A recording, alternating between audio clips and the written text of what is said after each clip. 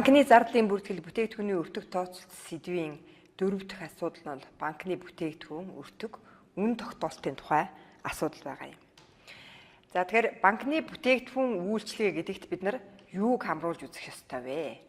За тэгэхээр хүн бүр банкаар үйлчлүүлдэг. Хүн бүр банкны бүтээгдэхүүн үйлчлэгийг авч байдаг. Тэгэхээр банкны бүтээгдэхүүн үйлчлэгээнд нэгдүгээрт нь бол хадгаламж орох юм байна. Бид мөнгөө, цус чөлөөтэй мөнгө хөрөнгөө банкнд хадгалуулдаг. Эннийхээ төлөө одоо зохих хэмжээний хүү авч байдаг. За иргэдийн болон байгууллагын харилцах данс нээх. За тэгээ энэнд одоо энэ харилцах дансыг хөтлөх гэсэн ийм үйлчлэгээ байдгийн байна. За энэ нь бол бас л одоо иргэд бид бүгдийн одоо авч байдаг, өдөр тутам авч байдаг ийм үйлчлэгээ байна. За зээлийн үйлчлэгээ байж байна. Зээлийн үйлчлэгээ бас л одоо бид нар банктай өдөр тутам харилцаж зээл авах, төлөх энэ харилцаанд бол оролцож байдаг. За карт болон картын үйлчлэгээ, за дебет болон кредит картын үйлчлэгээнүүд байх нь. За валютын арилжааны үйлчлэгээг үзүүлж байдаг, гуйвуулгын үйлчлэгээ үзүүлж байдаг. Энд бол гадаад болон дотоод шилжүүлэх гуйвуулгууд хамаарч байдаг. За бусад банкнд байршуулсан их үүсвэр зээлийн үйлчлэгээ, интернет банк, биллинг гэх мэтийн одоо бусад үйлчлэгээнүүдийг бол банк өдөр тутам иргэд харилцагчдаа үзүүлж байдаг байх нэ. За банкнаас үзүүлж буй бүх төрлийн үйлчлэгээнүүд нь бүтээгдэхүүн болох бөгөөд банк татан төвлөрүүлсэн хөрөнгөнд ямар хэмжээний хүү төлж үйлчлэгээ үзүүлснийхээ төлөө хэдий хэмжээний хүлэс авахаа өөрсдөө тогтоох эрхтэй байдаг. Хэдийгээр татан төвлөрүүлсэн хөрөнгөнд төлөх хүүгийн хувь хэмжээ нь зах зээлийн хүүгийн түвшин ерөнхий чиг хандлагаар тогтоогддог боловч тухайн үеийн зорилго нөхцөл байдалтай тохирсон хүүгийн бодлого баримталдаг. Үүнтэй уялдан бүтээгдэхүүний үн тогтоохтой хэрэгэлдэг хэд хэдэн аргууд байдаг. Үүний зарим нь бол өртөгт суурилдаг. За бүтээгдэхүүний үн тогтоох уламжлалт аргуудад нэгдүгээрт нь зардалд суйрлан үн тогтоох гэдэг ийм одоо арга багтдаг байна. Тэгэхээр банкны үйлчлэгээний хөлөс ажил үйлчлэгээтэй холбоотой гарч буй үйл ажиллагааны болон нэмэлт зардлыг нөхөөд тодорхой хэмжээний ашиг олж байхаар үн тогтоохыг бол энэ арга гэж ингэж үздэг байна. За хоёрдугаарт нь ахиу орлого, ахиу зардлыг харьцуулан үн тогтоох арга гэж байдаг. Банк өөрөө депозитынхаа хүүг чөлөөтэй тогтоох боломжтой байгаа үед тус аргыг хэрэглэх нь илүү ашигтай байдаг байна. Шинээр нэг төгрөгийн хөрөнгө татан төвлөрүүлэхэд гарах хүүгийн ба хүүгийн бус зардлын дүнг ахиу зардал шинээр татан төвлөрүүлсэн нэг төгрөгийн хөрөнгийн оруулж буй орлогыг ахиу орлого гэж үзнэ. За шин зах зээлд нэвтрэх зорилго бүхий үн тогтоолт гэж бас арга байдаг байна. Тэгэхээр шин зах зээлд нэвтэрч, шин харилцагч, их үүсвэр бий болгоно гэсэн стратегийн зорилго тавин харьцангуй өндөр хүү, бага хөлсөөр үйлчлэгээ явуулж зар сурталчилгаанд их хөрөнгө зарцуулах хэрэгтэй болдог. Өөрөөр хэлбэл өнөөдөр алдсан ашгаан ирээдүйд их хөрөнгө татан төвлөрүүлж их хэмжээний зээл олгосноор нөхөн гэсэн зорилго тавин энэ аргыг бол хэрэгэлдэг байна. Иймээс харилцагчдын дунд судалгаа явуулж ямар зүйлийг сонирхож байгааг үндэслэн үйлчлэгээний хөрсөө хэрхэн тогтоох вэ гэдгийг шийдвэрлэдэг. Энэ нь бол энэ аргын одоо гол үндэс нь байна. За дараа нь харилцагч бүрт тохируулан ялгууртай үн тогтоох гэдэг ийм арга байдаг. Харилцагч бүрийн онцлог боломжинд тохируулан харилцах болон хадгаламжийн үлдэгдлийн хэмжээнээс хамааруулан үйлчлэгээнийхээ үнийг тогтоохыг ялгууртай үн тогтоох гэдэг байна. За мөн их орлоготой иргэдийг татахад чиглэсэн үн тогтоолт гэж байдаг юм байна. Хүн амын өндөр орлоготой хэсгийг татахад чиглэсэн хөтөлбөр боловсруулж өөрийн банкны бүтээгдэхүүн үйлчлэгээний давуу тал, үн хөлөс, найдвартай байдлыг таниулах байдлаар одоо татдаг ийм арга байдаг юм байна. За харилцагчийн үйлчлэгээний нэр төрлийг үндэслэн үн тогтоох гэсэн бас нэг арга байдаг юм байна. Банктай олон талын харилцаатай сайн харилцагчийн хувьд үйлчлэгээний хэмжээ чанартай уялдуулан үнэ тогтоохыг. За бидний одоо өртөг тооцох гэдэг энэ одоо зорилготой зардалд суурилсан үн тогтоолт гэдэг энэ арга нь бол илүү уялдаж байгаа. Банкны үйлчлэгээний хөлөс ажил үйлчлэгээтэй холбогдсон гарч буй ажиллагааны болон нэмэлт зардлыг нөхөөд тодорхой хэмжээний ашиг олж байхаар үн тогтоохыг хэлдэг. Тэгэхээр үн гэдэг маань бол депозитын үйлчлэгээний нэгжид нодох үйл ажиллагааны зардал дээр бусад зарлуудаа нэмээд депозитын үйлчлэгээний төрөл тус бүрийн төлөвлөсөн ашгийг нэмсэн байдлаар үнийн тогтоохыг бол зардалд суйрлан үн тогтоох арга гэж ингэж үздэг юм байна. За энэ аргыг хэрэглэхэд депозитын үйлчлэгээний төрөл тус бүрийн өртгийг нарийн тооцох шаардлагатай болдог. Энэ нь одоо зардлын бүртгэлээр авч үзэж байгаа, бүтээгдэхүүний өртөг тооцол гэдэг одоо энэ хичээлээр авч үзэж байгаа өртгийг тооцохтой уялдаж ирж байгаа юм аа. Тооцооллын ажиллагаа ихээр шаарддаг, хүндрэлтэй байдаг учраас ерөнхийдөө бол дундаж өртгийг тооцоолдог.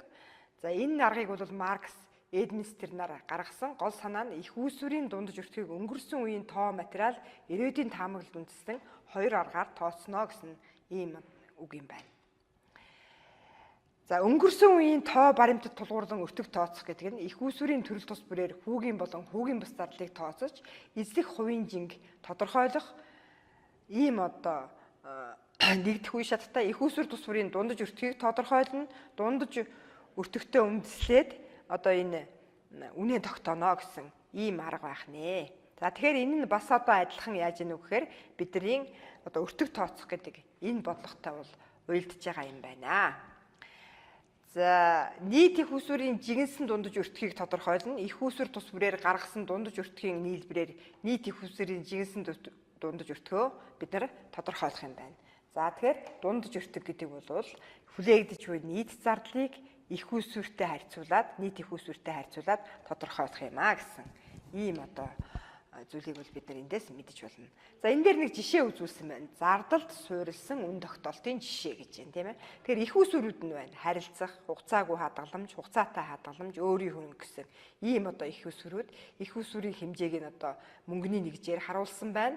За тэгээд орлого оруулах активд байршуулах хэмжээ. Эдгээр их үүсвэрээс орлого оруулах активтаа хэдий хэмжээтэйг нь одоо байрлуулах юм бэ? За тэгээд нийт зардлын хувь болон хэмжээ нь энд өгөгдсөн байх жишээтэй. За тэгээд энэнд үндэслээд бид нар яаж одоо тогтоох вэ? За дундаж өртгөө тооцсон байна. Дундаж өртг нь 0.4 байгаа нь активаасаа хамгийн багадаа 4% хүү авч байж алдагдaltaгүй ажиллах нь харагдаж байна. Гэвч их үүсвэрийн 700 сая төгрөгийг л орлого оруулах активд байршуулах учраа бид нар дундаж өртгөө яаж тооцож гэнэ вэхээр ингэжтэн ахиу зар тоцох нэ. Ийхүү банк харилцагчдад олгосон зээлийн болон үндэс цааснаас хамгийн багадаа 6% орлого авч байж гаргасан зарлаа нөхөн гэсэн ийм одоо тооцоолол. За ахиу орлого болон ахиу зарлыг харьцуулан үн тогтоох гэдэг одоо дараагийн аргыг гэвэл бид нэр зардалтай өртөг тооцолттой холбоотой гэж үзэн авч үзэж байна. За тэгэхээр нэгдүгээрт нь зах зээл дээр хүүгийн түвшний өөрчлөлтөөс шалтгаалan их үүсвэрт эзлэх нийт зардал өөрчлөгдөж байвал энэ өөрчлөлтийг ахиу орлого, ахиу зардал илүү бодиттой харуулдаг. Банк өөрөө депозитынхаа хүүг чөлөөтэй тогтоох боломжтой байгаа үед ахиу зардал, ахиу орлогыг харьцуулах аргаар ашигын түвшингээ тогтооно. Ахиу зардал гэдэг нь бол шинээр нэг төгрөгийн хөрөнгө татан төвлөрүүлээд гарах хүүгийн ба хүүгийн бус зардлын дүн. Харин ахиу орлого гэдэг нь бол шинээр татан төвлөрүүлсэн нэг төгрөгийн хөрөнгийн оруулж буй орлого байх нэ. Үйл ажиллагаагаа өргөжүүлэхээр шинээр татаж буй хөрөнгийн ахиу орлого нь ахиу зардлаасаа их байгаа үед энэ ашигтай гэсэн үг байх нэ. За бас жишээ авсан байна.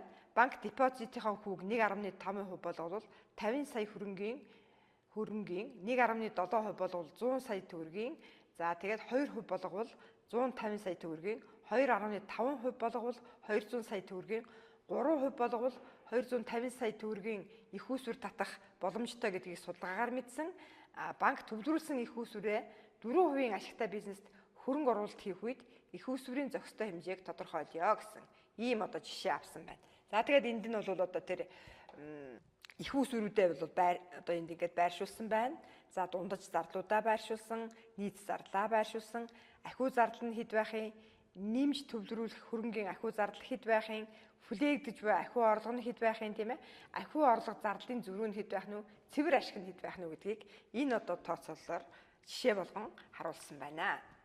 За ахиу орлого нь ахиу зардалтайгаа тэнцүү байх үеийн хүү болон их үүсвэрийн хэмжээ нь хамгийн зөв хувилбар учраас 2.5% хүүгээр 200 сая төгрөгийн их үүсвэр татах нь ашигтай байна. гэж ингэж үтсэн. 1.7% хүүгээр 100 сая төгрөг татан төвлөрүүлэлт гарах ахиу зарлалын хэмжээ нь бол тэг 100.95 байна. За тийм учраас ахиу зарлалын хувийг одоо тооцоолсон байна. Тэгээд ахиу зарлалын хувь нь бол 1.9 гэж үзсэн. Энд 50 их усүрийг 50 саяас 100 сая төгрөг хүртэл өсгөхөд нэмэгдэж буй хөрөнгө оруулалтын зөрүү. За цэвэр ашиг нь бол 3 сая төгрөг байна. Энд хүлээгдэж буй ашигтай хөрөнгө оруулалтын орлогын хувь нь тэг 104, нэмж их усүр татан төвлөрүүлэлт гарах зардал нь тэг 1025 байна. Цэвэр ашиг нь эдгээрийн зөрүүгээр тодорхойлогдно гэж ингэж ийм тооцооллыг бол гаргасан байгаамаа. За банкны орлого зардлын бүрэлдэхүүнийг авч үзэх юм бол орлого нь үндсэн үйл ажиллагааны орлого буюу зээлийн хүүгийн орлого, хүүгийн бус орлого. За зардал нь бол үндсэн үйл ажиллагааны зардал, харьцах хадгаламжийн хүүгийн зардал, үндсэн үйл ажиллагааны бус зардал, цалин, нийгмийн даатгалын шимтгэл, эрүүл мэндийн даатгалын шимтгэл, хөнгөлөлт урамшуулал, сургалт, томжилтын зардал, бичиг хэргийн, түрээсийн илэгдлийн зардлууд, даатгалын зардал, зар сурталчилгааны зардал, тээвэр шатхуун харуул хамгаалалтын зардал, харилцаа холбоо, програм хангамж автоматжуулалтын зардал гэсэн одоо ийм зардлуудаас бүртгэн. За мөн одоо эрсдлийн сангийн зардал энд орж явах ёстой. Банкны бүтээгдэхүүний үнэт нөлөөлдөг гадны хүчин зүйлс бас байдаг. Нийгмийн эдийн засгийн байдал, макро орчин, инфляц, өрсөлдөгч банкны бүтээгдэхүүний үнэ, Монгол банкны бодлогын хүү, арилжааны банкуд төв банкнд хадгалуулж буй мөнгөн хөрөнгийн хариуд, төв банкнаас төлж буй хүүгийн хувь, хэмжээ, шин дэвшилт техник технологи зэрэг ийм одоо гадны хүчин зүйлс бол банкны бүтээгдэхүүний үнэд нөлөөлж байдаг. За бид нар банкны орлого зардлын зөрүүгээр бол банкны үр ашигыг тооцоолдог. За тэгээд энэ нь бол дараах хэлбэртэй байх нь нийт бүтээгдэхүүн үйлчилгээний орлого. За энэ нь бол дотроо их усүрийн орлого, хүүгийн орлого, хүүгийн бус орлого гэсэн ийм одоо бүрэлдэхүүнтэй байдаг. Нийт бүтээгдэхүүн үйлчилгээний зардал гэж байна. Их усүрийн зардал, нийт хүүгийн зардал, нийт хүүгийн бус зардал, эрсдлийн сангийн зардал гэсэн ийм бүтцтэй байх нь. За энэ хоёрын зөрүүгээр бол үйл ажиллагааны ашиг буюу gross profit гэж ингэж тодорхойлогддог байна. За энэ дээр шууд хөдөлмөрийн зардал, шууд нэмэлт зардлууд бол тооцогдоод бүтээгдэхүүн үйлчилгээний үндсэн ашиг нь одоо эдгээр бол хасагдаж тооцогдно ингээд тодорхойлогддог. За үүнээс үйл ажиллагааны бус зардлыг бол хасаад бүтээгдэхүүн үйлчилгээний үр ашиг ингэж одоо тодорхойлогддог байна. За нийт бүтээгдэхүүн үйлчилгээний орлогод тухайн бүтээгдэхүүн үйлчилгээнээс олж буй хүүний орлого, бүх төрлийн шимтгэл хураамжийн орлого, дуусаагүй үйлдвэрлэлээр тооцож байгаа их усүрийн орлогыг бол оруулж тооцдог. Нийт бүтээгдэхүүн үйлчилгээний шууд зардалд тухайн бүтээгдэхүүн үйлчилгээтэй холбоотой холбогдсон гарч байгаа хүүгийн болон карт, гадаадын банкны шимтгэлийн зардал, эрсдлийн зардлуудыг оруулж тооцдог. Шууд хөдөлмөрийн зардалд бүтээгдэхүүн үйлчилгээтэй холбоотой ажлыг шууд хариуцсан ажиллаж байгаа ажилтнууд түүнтэй холбогдсон гарах үйл ажиллагааны зардлуудыг хамруулж ойлгодог байна. Шууд нэмэлт зардалд үйл ажиллагааны зардал бүртгэгдэж байгаа бүтээгдэхүүн үйлчилгээтэй холбоотой зардлуудыг оруулж тооцно. За зээл болон хадгаламжийн даатгалын зардал, ПОС-ийн даатгалын зардал, тухайн бүтээгдэхүүн үйлчилгээний зар сурталчилгааны зардал, картын тоног төхөөрөмжийн илэгдлийн зардал, SWIFT-ийн зардал, Монгол банкны сүлжээний зардал гэх мэтлэнгийн ийм зардлууд бол энд багтаж байдаг. Үйл ажиллагааны шууд ус зардал бүтээгдэхүүн үйлчилгээний дэмжлэг үзүүлдэг дараах нэгжүүдийн үйл ажиллагааны зардлуудыг хамруулж үздэг. Үүнд санхүүгийн удирдлагын газрын зардал, дотоод аудитын газрын зардал, эрсдлийн удирдлагын газрын зардал, мэдээлэл технологийн газрын зардал, маркетингийн зардал гэх мэтлэнгийн одоо зардлууд багтаж ордог байх нэ. За зардалд суурлан үн тогтоох, ахиу орлого, ахиу зардлыг харьцуулан үн тогтоох зэрэг аргуудыг хэрэглэхэд болон банкны үйл ажиллагааны дотоод удирдлагын зориулалтаар үйлчилгээний өртгийг тооцох зайлшгүй шаардлага гарч байдаг болсон, гардаг угаасаа. Тэгэхээр сүүлийн жилүүдэд бол өндөр хөгжилтэй орнуудад үйлдэлд суурлан өртөг тооцох аргыг өргөн ашиглах болсон. За энэ үйлдэлд суурлан өртөг тооцох аргыг банкны үйл ажиллагаанд хэрэглэх одоо тэгээд энд одоо хэрэгэлсэн тухай бол энэ одоо унших материалаас дэлгэрүүлэн унших боломжтой. Энийг бол та бүхэнд одоо нээлттэйгээр өгсөн байгаа. За энэ аргыг хэрхэн ашиглах талаар тэгэхээр бид нар энэ унших материалаас үзэх нь манай улсын нэгэн банкнд ABC аргийг ашиглан банкны зарим ажилбаруудын өртгийг тооцсон жишээг бид нар дор харуулж байна. За эндээс ингээд харахаар энд бол банкны одоо ажилбаруудыг, банкны бүтээгдэхүүнийг ажилбар болгон одоо их ингэж дэлгэрэнгүйгээр задлж харуулсан байна. Тухайлх юм бол хадгаламжийн бүтээгдэхүүн гэхэд хадгаламжийн бэлэн орлого, хадгаламжийн бэлэн зарлага, хадгаламж хаах, хадгаламжийн хүү бодох, хадгаламж сунгуулах, хадгаламжийн хугацаа хүү шалгах, хадгаламжийн үлдэгдэл шалгах, хадгаламжийн бичлэлт хийх, хадгаламжийн хамтран эзэршимш програмд нэмж оруулах, хадгаламж нээх гэх мэтлэнгийн одоо ийм олон ажилбаруудад бол энийг ингэж задлж үзүүлсэн байна. Тэгээд эдгээр ажилбаруудад зарцуулах хугацааг секундээр, минут секундээр ингэж тодорхойлоод дээр нь тэр үйлдэл суйрлан өртөх тооцох аргаар энэ ажилбар тус бүрийн өртгийг ингэж наривчлан тооцож харуулсан байна. За энд жишээлх юм бол одоо харилцахын бүтээгдэхүүнтэй холбоотой одоо харилцахын бүтээгдэхүүнийг ажилбаруудад задлж харуулсан харилцах хадгаламж, харилцахын үлдэгдэл шалгах, харилцахын бэлэн орлого, харилцахын бэлэн зарлага, харилцах данс нээх, харилцахаар гуйвуулга хийх. За картын бүтээгдэхүүнтэй холбоотой бол картын орлого шалгах, үлдэгдэл харах, картын бэлэн орлого уншуулсан тоо, картын бэлэн зарлага, пост цэнэглэх, арилжаа шивэх гэх мэтчлэнгээр. За тэгээд мөн энд нь одоо секундээр энэ ажилбаруудад одоо зарцуулах хугацаа болон минут секундээр зарцуулах хугацаа тэгээд өртгийг нь тооцож харуулсан байна. За зээлийн бүтээгдэхүүнтэй холбоотой болохоор зээлийн хүү тушаах, гуйвуулгын бүтээгдэхүүнтэй холбоотой болохоор хувийн гуйвуулга биднээр явуулах, хувийн гуйвуулга биднээр олгох, биднээр банк хооронд одоо шилжүүлэхийг value олгох, value send, Swift явуулах гэх мэтлэнгийн ийм одоо ажилбаруудад задлаад тэгээд энэ дээр нь одоо энэ ажилбаруудыг секундээр хэмжүүл ямар секундыг зарцуулах уу, минут секундээр хэмжүүл ямар минут секундыг зарцуулах уу, өртөх нь ямар байх уу гэдгийг ингэж тооцож харуулсан байна. За тэгээд эдгээр одоо асуудлууд энэ талаар та бүхэн бол энд өгөгдсөн энэ одоо унших судлах материалуудаас дэлгэрүүлэн уншиж судалж мэдлэг одоо чадвараа дээшлүүлэх боломжтой. Та бүхэнд амжилт хүсье.